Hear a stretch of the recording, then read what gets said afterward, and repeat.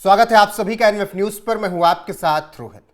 जिन देशों ने मानवता दिखाते हुए मुस्लिम घुसपैठियों या शरणार्थियों को जगह दे दी कि रहिए हमारे यहां, उनका हाल क्या हुआ बाद में, ये आप लंदन की तस्वीरों को देखकर अंदाजा लगा सकते हैं। जलते पेरिस को देखकर आप समझ सकते हैं। लेकिन जिन देशों ने ऐसे लोगों को जो कट्टर हैं पूरी तरीके से, जो किसी देश की संस्कृति तबाह कर देते हैं, किसी देश को आग में झोंक देते हैं, ऐसे लोगों को अगर किसी देश ने जगह नहीं दी तो वो चीन है। इसके लिए चीन का खूब विरोध हुआ, लेकिन खुलकर कोई चीन के सामने बोल नहीं पाया।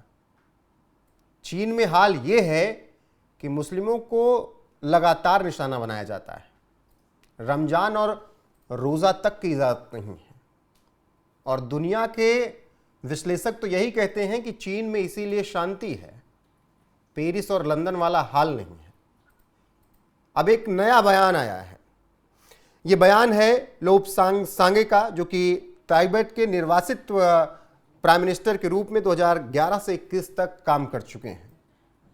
मेरे साथ हैं वरिष्ठ पत्रकार पंकज प्रसून। उनसे ही चीन में मुस्लिमों की स्थिति को समझेंगे और लोपसांग सांगे के बयान के मायने भी जानेंगे। बहुत बहुत स्वागत है पंकज जी आपका।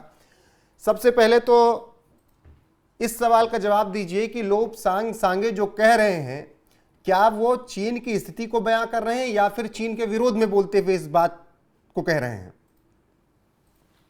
नहीं, ऐसी कोई बात नहीं करें जो पहले न रिपोर्ट हुई है या जो आधिकारिक नहीं।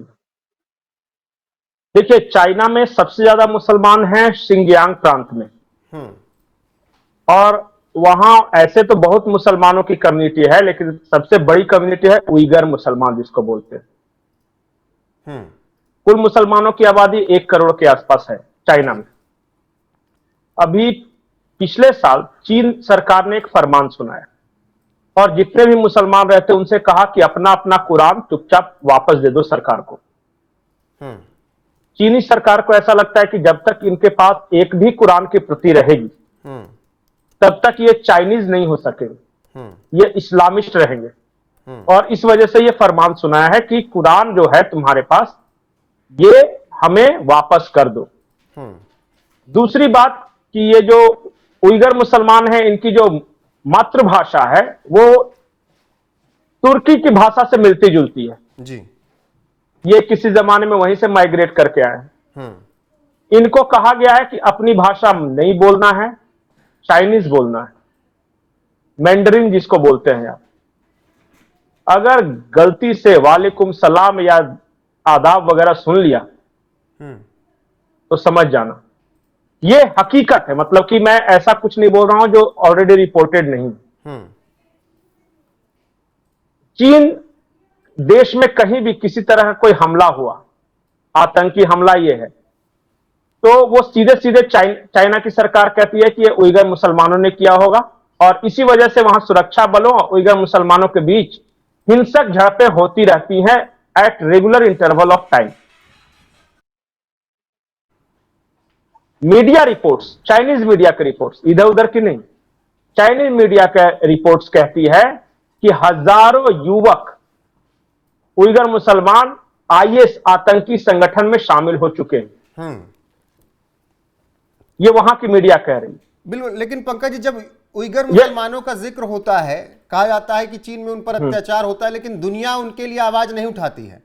भारत में कुछ हो जाए या किसी और देश में कुछ हो जाए, पेरिस में हो जाए, तो चिल्लाने लगेंगे देखो कि कितना अत्याचार कर रहे हैं। लेकिन चीन के खिलाफ बोलने की हिम्मत नहीं पड़ती। वहां की उइगर मुसलमानों की आवाज दुनिया का कोई इस्लामिक देश या कोई कट्टरवादी नहीं उठाता है। इसका कारण है, और कारण बहुत स्पष्ट है।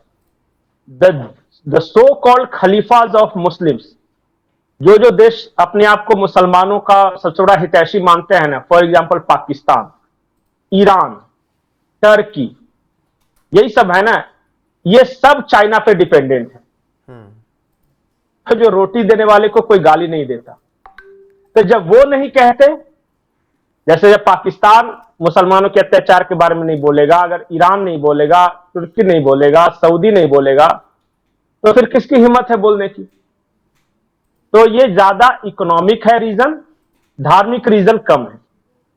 अच्छा बताइए, पाकिस्तान की औकात है कि चाइना में मुसलमानों पर हो रहे अत्याचार पे एक शब्द भी बोल दे? ईरान और चाइना के संबंध आप जान ही रहे हैं। पूरे अरब में वो अपने हूती विद्रोहियों, हिजबुल्लाह, हमास वगैरह चलते सब कुछ करता रहेगा। लेकिन पता है कि ईरान को आज जो भी हथियार मिल रहे हैं, जो भी समर्थन मिल रहा है, वो चीन से मिल रहा है, इसलिए वो कुछ नहीं बोलेगा।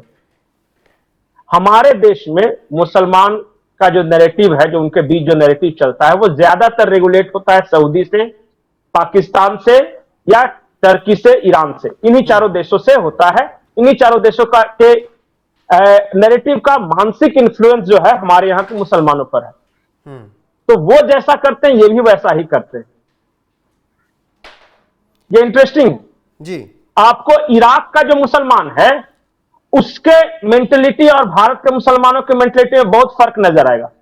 लेकिन भारत के मुसलमानों की मेंटेलिटी आपको सऊदी और पाकिस्तान इस तरह के मेंटेलिटी से ज्यादा मैच करता दिखेगा। लेकिन पंकज जी, अगर चीन में जिस तरीके से, अगर हम लोब्सांग सांगे की बात माने, अगर चीन में रमजान रोजा की इजाजत नहीं है, कुरान को लेकर इतनी पाबंदियां हैं, 2021 में एक रिपोर्ट आई थी या 22 में कि एप्पल के स्टोर से भी कुरान का वो हटा दिया गया था ऐप पूरी तरीके से, उसको लेकर भी उस वक्त तमाम विवाद हुए थे।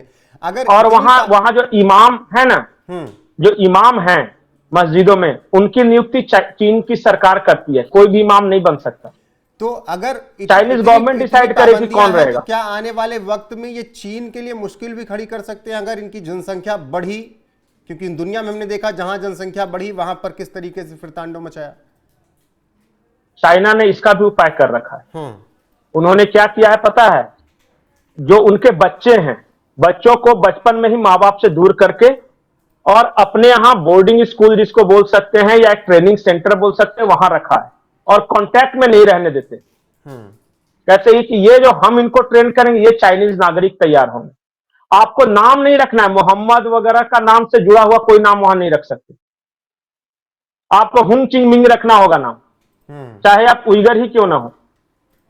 अगर मोहम्मद हुई चिंग मिंग रख दिए तो समझ जाइए वो तो नाम रखेंगे नहीं अपना उस तरह का। मां बाप से अलग बचपन में कर दिए जाएंगे, खास तरह की ट्रेनिंग दी जाएगी। अब आपको मैं एक और फैक्ट्स बताता हूं। जो उइगर मुसलमान हैं उनकी जनसंख्या कम रही है। या तो वो दूसरे देशों में माइग्रेट कर गए, भाग गए, या फिर अपने यहां भी हैं तो वो कम बच्चे पैदा करना उनके लिए जरूरी कर दिया गया। एक और है मुसलमानों का सेक्ट, हान बोलते हैं उसको। वो थोड़ा सा राष्ट्रवादी टाइप का है, वो चाइनीज टाइप का है, ज्यादा चाइनीज है। उनकी जनसंख्या बढ़ाई जा रही है कि अगर चाइना में मुसलमान को भी कोई जाने तो हान के द्वारा जाने, उइगर के द्वारा कोई नहीं जाने। और हान को सामने खड़ा कर रहे हैं ताकि उइगर आंदोलन को दबाया जा सके। अगर एक उइगर इस्लाम के नाम पे विरोध करता है ना, तो हजारों हान तलवार लेके खड़े हो जाते हैं कि बोल के दिखा। ये भी वहां एक पॉलिटिक्स है। बिल्कुल पंकज जी, और चीन ने अपनी मानसिकता साफ कर दी है, जाहिर कर दी, और वही बात सांगे कह रहे हैं। बाकी चीन कुछ और इंपॉर्टेंट बातें हैं। जी जी बिल्कुल। अगर आपको चाइना में सरकारी नौकरी करनी है तो दाढ़ी नहीं रख सकते। ये उइगर मुसलमानों के लिए, आपको बस बिल्कुल सफाचट रहना हो। 2008 में दाढ़ी रखने पर बैन लगाया गया था। उइगर महिला अगर उइगर मुसलमान पर्दा करके अगर आती है तो उसको पेट्रोल पंप में पेट्रोल नहीं दिया जाएगा। आपको खुले बालों के साथ आना ही होगा। ये है बिल्कुल। वहां ये नहीं कहता कि वहां वो चीन में आते आते खत्म हो जाती हैं, या कहें चीन के अंदर वो चलती नहीं है। वहां चीन का अपना कानून और अपने हिसाब से वहां पर चीजें चलती हैं। क्यों पंकज जी? एक लास्ट चीज, वहां पूरी दुनिया में मुसलमान टोपी पहनते हैं। उइगर मुसलमानों में महिलाएं टोपी पहनती है, इसको ताइपेक बोलते हैं। अगर ताइपेक कोई महिला पहने हुए तो समझ जाए कि वो शादीशुदा है। अच्छा, ये पहचान है वहां। ठीक है। बाकी चीन जो कर रहा है, जो बात सांगे कह रहे हैं, उस पर आपका क्या सोचना है? कमेंट सेक्शन में जाकर बताइएगा जरूर। बने रहेगा हमारे साथ। नमस्कार।